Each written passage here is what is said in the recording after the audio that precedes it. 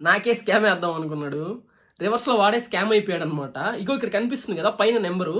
ఆ నెంబర్ నుంచి నాకు మెసేజ్ వచ్చింది. నాకేదో జాబ్ ఇస్తాను, నాకు డబ్బులు ఇస్తామని చెప్పేసి. ఫస్ట్ ఆఫ్ ఆల్ ఆ నెంబర్ చూసిన వెంటనే నాకు అర్థమైపోయింది ఇది స్కామ్ అని. స్కామ్ ఫస్ట్ ఎలా స్టార్ట్ అవుద్దని చెప్తే, మీరు ఒక హోటల్‌కి గూగుల్ రివ్యూస్ గానిస్తే, ఆ రివ్యూకి మీకు ఒక ₹50, ₹100 ఇస్తామని చెప్పి స్టార్ట్ చేస్తారు.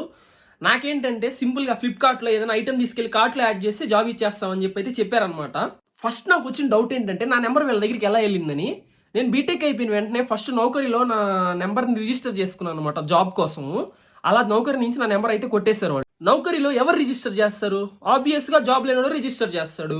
అలాగే వచ్చి వీళ్ళ దగ్గర స్కామ్‌లో ఇరుక్కుపోతాడు అనమాట. సింపుల్. ఫస్ట్ అడ్వాన్స్‌గా 200 మనీ ఏసాడు అనమాట 2 టాస్క్‌లు ఇచ్చేసి. ఆ తర్వాత నన్ను తీసుకెళ్ళి ఒక టెలిగ్రామ్ గ్రూప్‌లో జాయిన్ చేశారు. తర్వాత నన్ను స్కామ్ చేయడానికి చాలా ట్రై చేశారు.